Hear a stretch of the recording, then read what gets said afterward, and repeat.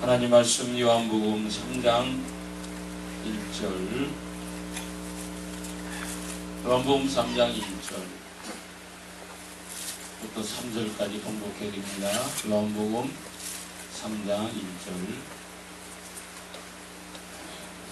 그때 세례 요한이 이르러 유대 광야에서 전파하여 가로되 회개하라 천국이 가까워 왔느니라 하였으니, 너는 선지자 이사야로 말씀하신 자라 이르시되, 광야에 외치는 자의 소리가 있어 가로되 너희는 주의 길을 예비하라, 그의 첩경을 평탄케 하라 하였느니라. 아멘. 할렐루야. 날씨가 무척 더운데도 은혜를 사모하며 나오신 여러분, 주님이 큰 은혜 주기를 축원드립니다. 오늘 말씀의 제목은 왕의 길을 예비하라. 다같이 왕의 길을 예비하라. 왕의 길을 예비하라. 이런 제목으로 말씀을 나눠보고자 합니다. 세례 요한은 예수님보다 6개월 앞서서 와서 예수님이 오시는 길을 예비한 선지자입니다. 그래서 세례 요한은 외치기를 왕의 길을 예비하라, 그의 첩경을 평탄케 하라 라고, 주의 길을 예비하라 라고 하는 것은 왕의 길을 예비하라 그런 뜻입니다.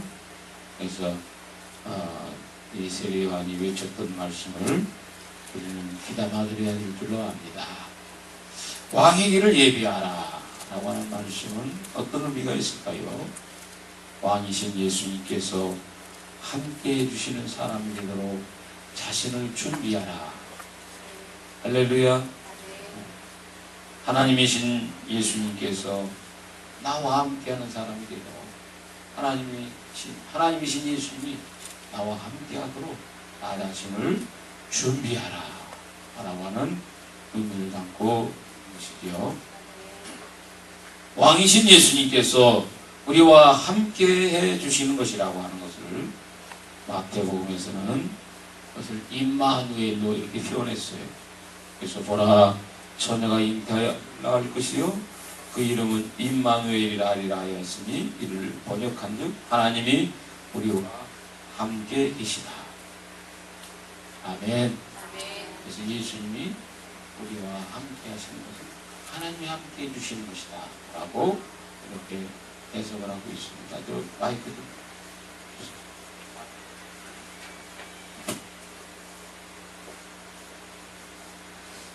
그래서 예수님이 나와 함께하는 것은 하나님이 함께하는 것이다. 할렐루야. 왕의 오심과 우리와는 어떤 상관관계가 있을까? 조금 올려주세요. 왕이신 예수님이 나에게 오심은 인간의 모든 불행과 슬픔이 해결되는 은총이 임하기 때문에 우리는 왕의 길을 예비해야 된다, 이렇게 말하고 싶습니다. 왕이신 예수님이 오늘 우리에게 오시면 어떤 복이 임할까요? 살펴보면 첫째, 여러분, 죽은 자가 살아나는 복이 임하게 되어집니다. 예수님이 계신 그곳에는 슬픔이 떠나가고 기쁨이 있었는데, 왜냐하면 죽은 자가 살아났기 때문에 그렇습니다. 여러분, 죽은 자가 살아난다면 얼마나 기쁠까요? 그렇죠? 너무너무 기쁠 것입니다. 예수님께서 세상에 계셨을 때 죽은 자를 살리신 내용이 여러 곳에 나타나고 있죠. 요한복음 7장 11절부터 16절에서 나인성 과부의 아들을 살리시는 내용이 기록되고 있는데, 나인성의 한 과부가 살고 있는데 독자가 죽었어요. 독자가 죽었어요. 혼자 과부로 살고 있는데 또 아들 하나만 소망샀거든요. 그 아들이 죽었어요. 그래서 온 성이 슬퍼하며 많은 사람들이 이 죽은 청년을 장례드리려고 나올 때 예수님은 그들의 행렬을 멈추게 하시고 말씀하십니다. 청년아, 일어나라. 할렐루야. 그러자 죽은 자가 살아나서 일어앉아 있고 말을 하고, 그래서 하나님께 영광이 돌려진 일로 갑니다. 또 예수님은 무덤에 장사한 지, 죽은 지는 며칠인지 정확하게 잘 모르겠어요. 무덤에 장사한 지 나흘이나 되었는데 예수님은 그 돌무덤을 열어놓으라 말씀하시고 나사로야 나오너라 명령하자 배로 동인 채 죽은 나사로가 살아서 나오게 되었어요. 예수님은 묶은 끈을 풀어놓아 다니게 하라. 할렐루야. 살리셨어요. 또 해당장 야이로의 12살 난 딸도 살리셨어요. 그래서 예수님은 잔다라는 사람들이 죽었다라고 하면 비웃었지요. 그래서 살려냈습니다. 또 예수님 자신도 죽음에서 3일 만에 살아나셨어요. 할렐루야. 오늘 여러분 예수님이 이 자리에 임재하시면 죽은 자가 살아날 줄 믿습니다. 그래서 성령의 강한 역사가 일어나는 그런 곳에는 예수님이 임재하시기 때문에 죽은 자도 막 살아나는 역사들이 오늘 교회 역사에 많이 일어나고 있어요. 여러분들도 이런 위대한 감정이 있기를 축원드립니다. 또 예수님이 함께 하시면 어떤 역사가 일어나느냐? 귀신들이 떠나가게 된다라고 볼 수가 있습니다. 예수님의 치유 사역 중에 귀신들을 내어 쫓으신 사역이 성경에 많이 기록되고 있습니다. 사람들은 귀신이라고 말만 하면 싫어하지요. 흉측하게 생각해서 싫어하고, 또 현대사에서는 귀신이라고 하는 존재가 없다라고 이렇게 불신하려고 합니다. 그래서 의사들 중에 주로 불신을 많이 하고 있고요. 그러나 여러분, 천지만물을 창조하신 예수님, 영적 세계를 창조하신 예수님, 천사의 세계를 창조하신 그 예수님이 귀신의 실체를 인정하시고 귀신을 내어 쫓으셨다고 하는 것 기억하시고, 오늘 여러분 귀신은 실제 존재한다고 하는 것을 기억하십시오.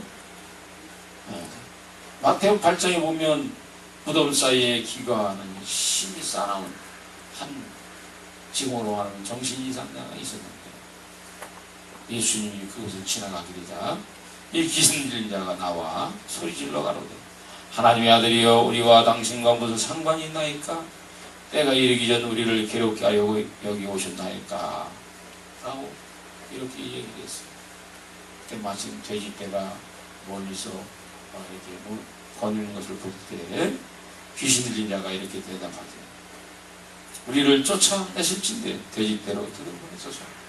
예수님 허락하자 돼지에게로 들어가서 온 데가 불탈 길로 내다가 바다에 들어가서 물에 몰사했다라고 기록하고 있는 것입니다. 귀신들은 실제로 존재하며 귀신들은 인간들을 질병으로 괴롭히고 또한 정신병으로 환청으로 환상으로 괴롭힙니다. 또 우상숭배를 만들어내고 이단을 만들어내고 하나님 말씀을 불신하게 하고 인간들을 타락하게 하고 죄를 짓게 하는 악하고 더러운 존재다. 다시 귀신은 악하고 더러운 존재다. 그래서 여러분 귀신하고 친구 되지 마시고 예수님하고 친구 되십시오. 네, 어떤 분은 귀신이 농담도 하고 또 가끔가다 뭘 가르쳐준다고 해서 귀신하고 자꾸 교제하려고 하는데 그러면 귀신은 안 따라가. 성경에는 귀신을 대적하라라고 말씀하고 있습니다. 여러분 예수님이 함께 하시면 불치병들이 치유되는 역사가 일어나게 되어지는 겁니다. 그래서 오늘 부흥 집회 성령의 강한 기름 부음이 있는 곳에는 가지가지 불치병들이 일어나지 치유가 되어지지요. 소경이 눈을 뜨고 귀머리가 듣게 되고 절름발이가 걷게 되어지고 문둥이가 치유가 되고 중풍병자들이 대소변을 받아내는 중풍병자들이 그 자리에서 일어나는 놀라운 역사들이 있게 되어지는 것입니다. 뿐만 아니라 예수님이 함께 하셨던 곳에 어떤 일이 있었나느냐? 오병의 역사가 일어났어요. 그래서 배고파하는 5,000명이 배불리 먹고도 12광배가 남는 놀라운 역사가 일어난 줄로 압니다. 그래서 사람들은 예수님을 억지로 이런 것을 체험하고 나서 야 예수님을 우리의 임금으로 삼으면 우리 일하지 않고도 먹을 수밖에 없구나. 밥하지 않고도 매 끼마다 식사를 해결할 수 있었구나. 그래서 예수님을 억지로 임금 삼으려고 했다라고 요한복음 6장 14절에 기록하고 있어요. 예수님은 가나 혼인잔치 집에 가셨을 때 그 집에 포도주가 모자랄 때 물을 변화시켜서 포도주로 만드는 놀라운 역사를 해결해서 모자람이 풍성함으로 바뀌게 하셨습니다. 할렐루야. 예수님이 함께하는 곳에는 어둠이 없었는데 예수님이 함께 하시는 그곳에는 어둠은 물러가고 광명한 빛 가운데 사랑하는 축복을 얻게 되어진다라고 볼 수가 있지요.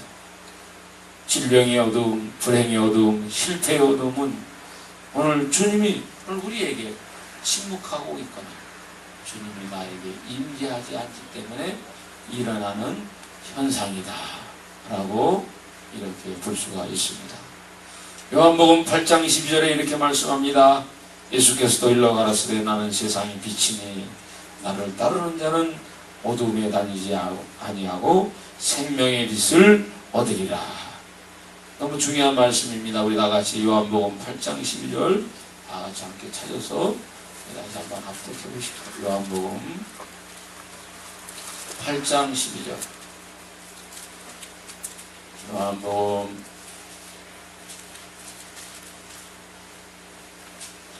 8장 12절.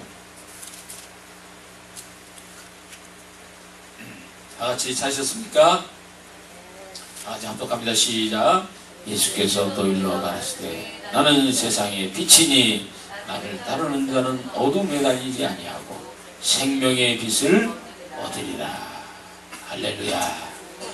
그래서 빛 대신 예수님이 함께하는 사람, 빛 대신 예수님이 임재해 주시는 교회, 임재해 주시는 그 가정, 임재해 주시는 그 심령은 여러분 어둠이 물러갈 줄로 믿습니다. 질병의 어둠이 물러가고 불행의 어둠이 물러가고 실패의 어둠이 물러가는 은총이 임하게 되어집니다. 또 여러분 창조주신 예수님이 우리와 함께 해주시면 승리하는 역사가 임하게 되는데 다윗은 하나님이 늘 함께 해주셨어요. 그래서 사울이 무서워했어요. 사울이 왜 다윗을 무서워했을까요? 한계 일개의 목동인 다윗을 무서워한 이유는 하나님이 함께하는 사람이었음을 보았기 때문에 그런 줄로 압니다. 여러분, 내가 가진 재물 없고 가진 지식 없어요. 하나님이 나와 함께하는 사람, 그 사람은 가장 큰 복을 받는 사람이에요. 할렐루야. 그 어떤 보물보다 가장 값진 보화를 가진 사람이다. 이렇게 말할 수가 있는 것입니다. 오늘 여러분 성도라고 이름은 가졌지만 사대교회처럼 주님이 함께하지 아니하는 우리가 영적으로 죽은 자는 아닌지 살펴볼 필요가 있습니다. 많은 성도들이 고난과 역경과 슬픔과 아픔 속에 많이 살아가고 있는데 그 원인이 무엇일까? 빛 대신 주님이 침묵하시기 때문 아닌가라고 생각할 수가 있는 것입니다. 교회의 무능력과 성도의 무능력은 주님이 침묵하시기 때문에 그러하다라고 볼 수가 있습니다. 엘리 제사장 시대에 이상이 희귀하였는데 그 이유 역시도 주님이 역사하지 아니하고 주님이 침묵하셨기 때문에 이상이 희귀했다라고 볼 수가 있는 것입니다. 오늘날 우리 교회와 성도들이 구해야 할 것 중에 가장 시급한 것은 무엇인가? 주님의 임재를 구하는 것이다. 아멘. 다시 주님 나와 함께 해 주옵소서. 주님이 나와 함께 하시도록 내가 내 자신을 준비해야 된다. 그래서 어느 분이 이렇게 했어요. 주님이 함께 해달라고 기도하기보다는 내가 주님이 함께하는 사람이 되도록 나를 준비시키자. 다 같이 주님이 나와 함께하도록 나를 준비시키자. 그래서 오늘 본문 말씀이 주님이 함께하는 사람이 되도록 나를 준비하는 자가 되라 라고 말씀하고 있는 줄로 믿습니다. 그럼 여러분, 예수님이 함께하는 사람이 되려면 어떻게 해야 되느냐? 옛날이나 지금이나 최고의 통치자가 지방 시찰을 나가게 되면 지방관청의 장은 최고의 통치자를 맞이할 준비를 하게 되는데, 그 최고의 통치자를 맞이하기 위해서 제일 먼저 하는 게 뭐냐면 도로를 정비해요. 그래서 그때 박정희 대통령이 천안에 온다고 하니까 천안시가 난리가 나는데 온통 도로를 그냥 어디 그냥 아스팔트를 깔고 구부러진 길을 반듯하게 만들고 웅덩이는 메꾸고 높아진 데는 그냥 평지를 만들고 야단도 없어 그래. 그래서 대통령이 리무진 차를 끌고 쫙 올 때 덜컹거리다가는 큰일 나는 거야. 또 높은 곳이 있어가지고 아무거나 하면 큰일 나. 그러니까 그냥 왕이 오시도록, 대통령이 오는데 조금도 불편하지 않도록 제일 먼저 이 도로를 이렇게 정비해 나가게 되어지는 겁니다. 이처럼 여러분, 왕이신 예수님께서 우리 마음에 오시도록 우리들이 준비해야 될 것들이 있는데, 여러분, 길을 정비해야 될 줄로 압니다. 할렐루야. 그래서 왕이신 예수님이 우리 마음에 오시도록 준비하는 것을, 길을 정비하는 것으로 이렇게 성경은 비유를 하신 것입니다. 자, 그러면 왕이 오심을 어떻게 준비해야 되는가? 먼저 끊어진 길을 여러분 다시 이어야 될 줄로 압니다. 시간당 200mm 폭우가 막 내릴 때가 있어요. 그럴 때는 진짜 하늘이 구멍이 났나? 하늘에 강이 생겼나? 그럴 정도로 막 쏟아져요. 그렇게 비가 쏟아지면 진짜 무섭습니다. 그렇게 시간당 200mm 비가 막 쏟아지면은 그것이 한 2시간만 쏟아지면 갑작스레 그냥 물이 거대한 홍수가 일어나가지고 그 물이 어마어마한 물이 막 쫙 내려가면서 도로를 다 끊어버려요.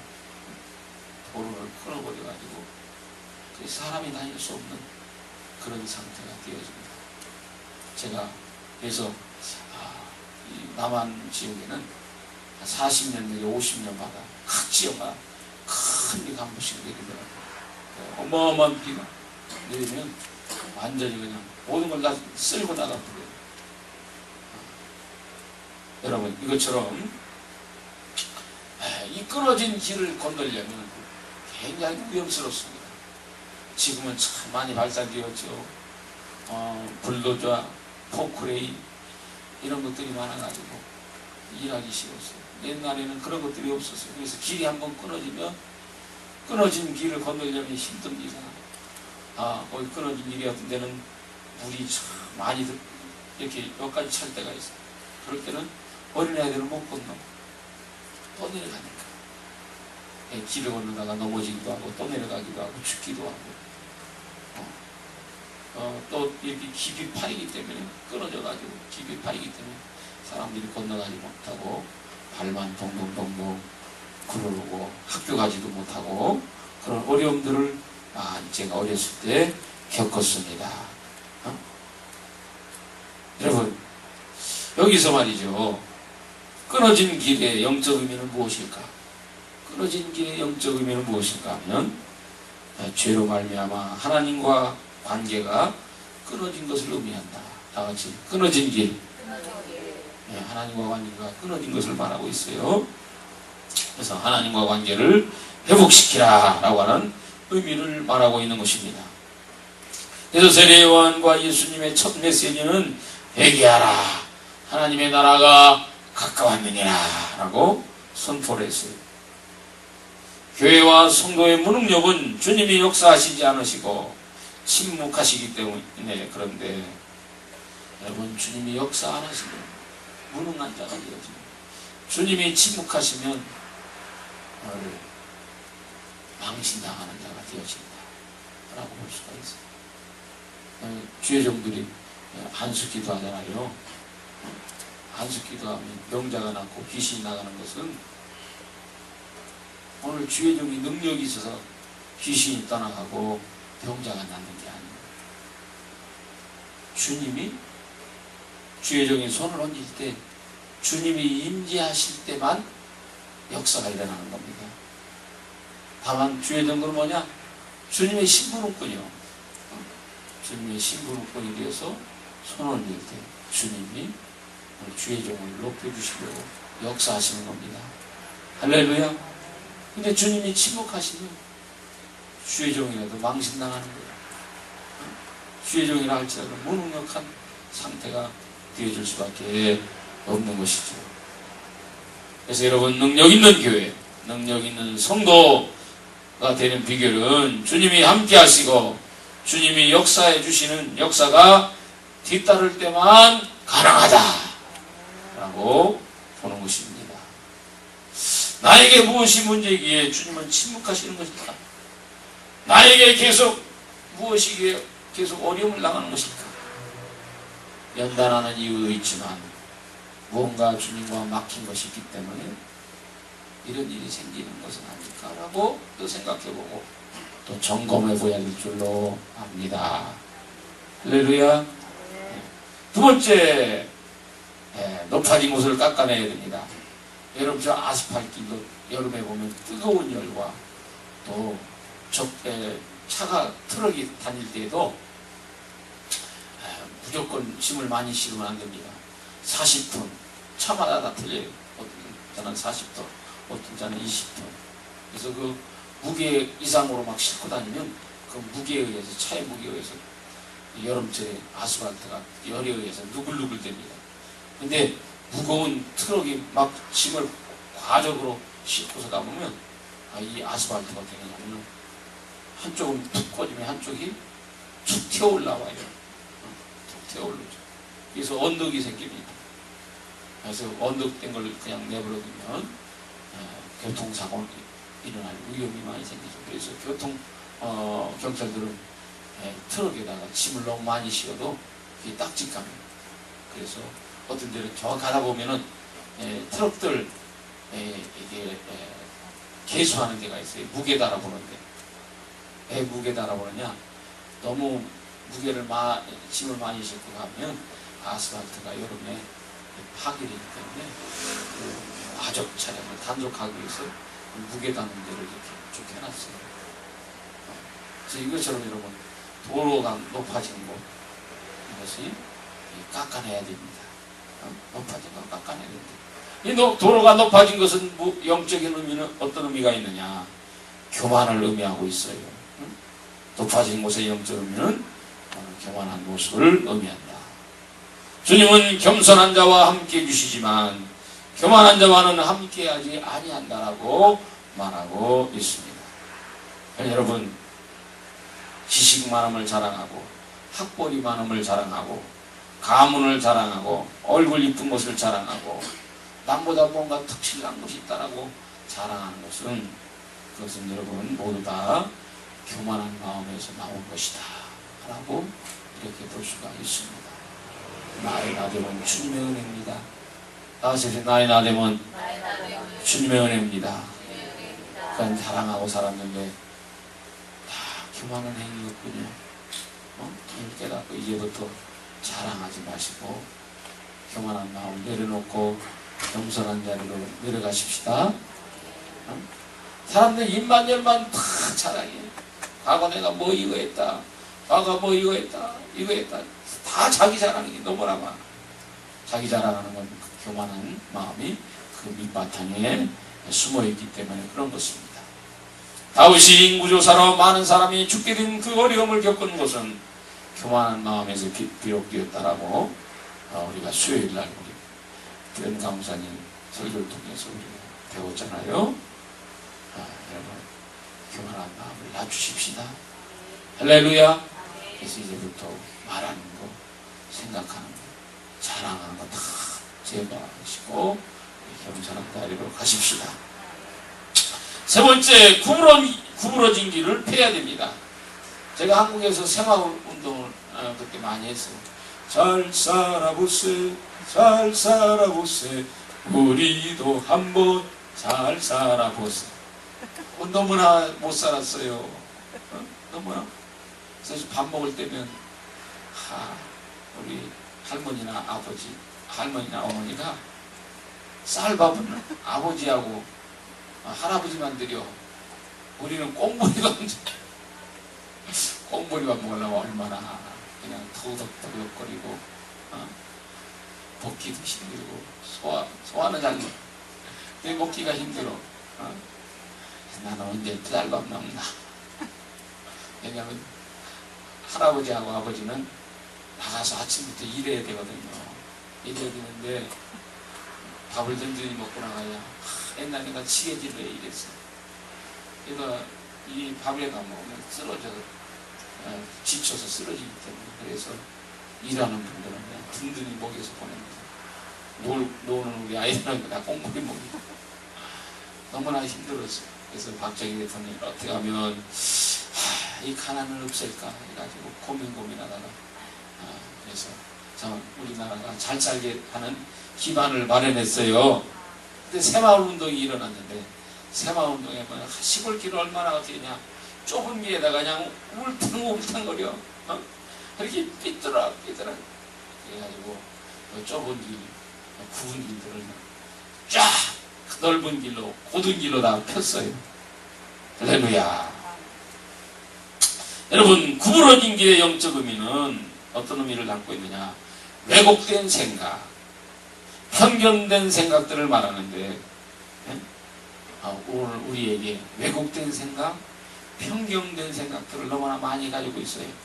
우리 혜진이가 여기서 칼리에서 공부하는데 교수들이 말이죠, 기독교에 대해서 편견을 가지고 있어가지고 기독교를 막 비난하면서 예수 못 믿게 하는 그런 발언들을 너무나 많이 한대. 그래가지고 아빠 저런 사람들 저를 어떻게 하면 좋죠?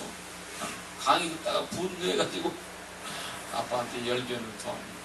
근데 이 대학 교수들이 생각이 삐뚤어졌어. 편견된 생각을 가지고 있어가지고 교회를 막 비난하고 그러지요. 또 제가 한국에 있을 때 보면 어떤 사람이 에이 하면서 쌍시옷 들어가는 말을 하면서 전쟁이나 일어나라 이렇게 막 어차피 못 사는 거 한번 뒤집어져야 나도 한번 잘 살게 되잖아. 그러면서 대통령을 원망하고 장관을 원망하고 국회의원과 부자들을 막 원망하고 비난하고 막 욕을 합니다. 왜 그러냐? 이 삐뚤어진 생각을, 왜곡된 생각을 가졌기 때문에 그러하다라고 볼 수가 있습니다. 어떤 사람은 뭘 얘기하면 꼭 청개구리처럼 반대로 말하는 사람이 있어요. 하지 말라고. 나 할래. 하라고 하면 나 안 할래. 어깃장 먹고 그냥 이 생각이 삐뚤어져서 생각이 왜곡돼서 오늘 주님은 여러분들이 삐뚤어진 생각, 왜곡된 생각들이 바로 펴지길 원하십니다. 왜곡된 생각, 삐뚤어진 편견들을 갖고 있으면 주님이 함께 해주지 않아서 우리 인생이 고달파지고 우리 인생이 슬퍼지고 우리 인생이 아픔이 온다고 하는 것을 꼭 기억하기를 바랍니다. 네 번째로 웅덩이를 메꾸라 라고 길을 가다 보면 움푹 팽기잖아요. 비가 오면 아스팔트는 비에 약해요. 비가 계속 오면은 비에 의해서 아스팔트가 자꾸 팽겨나갑니다. 많이 팽겨나가면 잘못하다 푸당 하면서 빵꾸 나기도 하고 캔박 카스타 토인이 이게 딱해져. 그래가지고 바퀴가 한쪽으로 막 달아가지고 그래서 나도 모르게 빵꾸가 날 수 있고 그럽니다. 그래서 이 도로에 웅덩이가 메꿔져야 되겠어요. 그래서 여러분, 도로의 웅덩이의 영적 의미는 무엇을 말하고 있느냐? 낮은 자존감, 패배의식, 열등의식, 낙심된 마음, 불신앙 등을 의미한다 라고 말할 수가 있습니다. 예수님의 제자들이 귀신을 내어 쫓으려다가 실패하자 사람들은 패배의식에 빠져버렸습니다. 패배의식에 빠져서 할 수 있거든. 예수님은 할 수 있거든. 귀신을 내어 쫓으시옵소서라고 얘기하죠. 그래서 예수님은 이렇게 말합니다. 패배의식을 할 수 있다는 의식으로 바꾸시었어요. 할 수 있거든이 무슨 말이냐. 믿는 자에게는 능치 못할 일이 없느니라. 아멘. 여러분, 우리 교회가 부이 좀 더딥니다. 그러다 보면 낙심할 수가 있어요. 여러분, 낙심하지 마시고 할 수 있거든 무슨 말이냐. 믿는 자에게 능치 못한 일이 없느니라고 하는 말씀을 기억하시고 여러분 웅동이 된 마음을 바꾸시길 주의 이름으로 축원드립니다. 한두 번 실패했다고 낙심하지 말고 주님 바라보고 할 수 있다고 하는 자신감을 회복해 보십시다. 패배의식에 빠져 있으면 입만 열면 안 됩니다. 못합니다. 할 수 없습니다. 불가능합니다. 이렇게 하면서 하나님이 일하려고 하는 사람들 발목을 잡는 일들이 많이 벌어지고 있어요. 어느 교회에서 어느 목사님이 하나님의 큰 일을 하려고 하는데 가난한 장로님들을 다 불러 모았어요. 장로님들 여러분 경제적으로 굉장히 어렵지요. 여러분들이 가난하다고 해서 오늘 하나님의 큰 일을 방해하면 안 됩니다. 여러분들이 가난해서 하나님 앞에 헌금 못하면 못한다고 하지 말고 안 된다고 하지 말고 다만 침묵만 하십시오. 그러면 하나님의 일은 절로 되어집니다. 할렐루야. 제가 며칠 전에 총회 임원 모임에 갔다 왔어요. 여기 나이 많으신 목사님이 간증합니다. 옆에 아주 값싸게 나온 건물이 하나 있는데 그 사람은 교회도 부흥하고 주차장도 많이 있어요. 다른 사람들 다 찬성하는데 가난한 장로님이 반대하는 거예요. 자기가 가난하니까 헌금 못하니까 계속 반대하는 거예요. 그래서 장로님 헌금 없어. 돈 줄 것 같으면 반대하는 침묵만 하고 있어요. 여러분 패배의식을 벗어나십시다. 할렐루야. 사도 바울도 패배의식, 열등의식을 예수님 안에서 던져버리고 이렇게 말했습니다. 내게 능력 주시는 자 안에서 내가 모든 것을 할 수 있느니라. 아멘. 나가서 합시다. 내게 능력 주시는 자 안에서 내가 모든 것을 할 수 있느니라. 출애굽한 이스라엘은 믿음의 말을 하지 못하고 하나님을 신뢰하는 말을 하지 못하고 부정적인 말, 불신하는 말을 계속해서 해서 하나님의 진노를 사게 되어집니다. 오늘 여러분 말을 바꾸십시다. 응? 부정적인 말, 불신앙의 말, 안 된다는 말, 할 수 없다는 말을 이걸 바꿔야 돼. 이거 바꾸지 않기 때문에 주님이 기뻐하지 않아서 주님이 함께하지 않는다라고도 볼 수가 있어요. 아멘. 주님이 함께하는 사람 되려면 주님의 생각을 가져야 돼. 못한다, 할 수 없어, 자꾸 원망하고 불평하고 안 된다, 이런 부정적인 말을 하면 안 되겠습니다. 생각을 바꾸고 말을 바꾸고 오늘 여러분 믿음을 바꾸십시다. 아멘. 믿음을 바꿔야 돼. 안 된다고 하는 믿음을 된다고 하는 믿음. 할렐루야.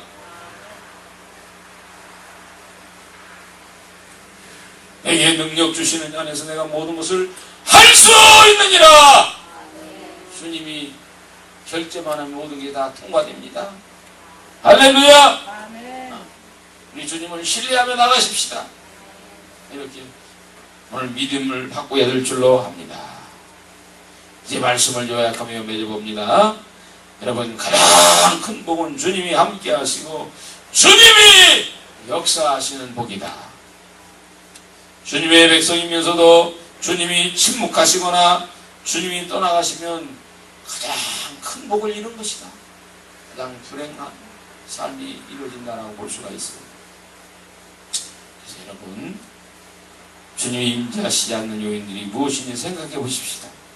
주님과 막힌 것이 있는지 한번 살펴보시고 주님과 나만이 하는 죄악을 아직 청산하지 못한 것이 있는지 생각해 보시고, 나의 나됨이 주님의 은혜임을 모르고 교만한 생각, 교만한 마음, 교만한 자세를 지니지 않았는지 생각해 보시고, 또 왜곡되고 삐뚤어진 생각으로 성개구리처럼 하나님의 근심이 되는 삶을 살지는 않았는지 생각해 보시고, 패배의식, 낙심된 마음, 부정적이고 불신의 말, 원망하는 말들을 여러분 바꿔보셔서, 사랑하는 내 딸이요, 사랑하는 내 아들이요, 내가 그와 함께하리라. 할렐루야.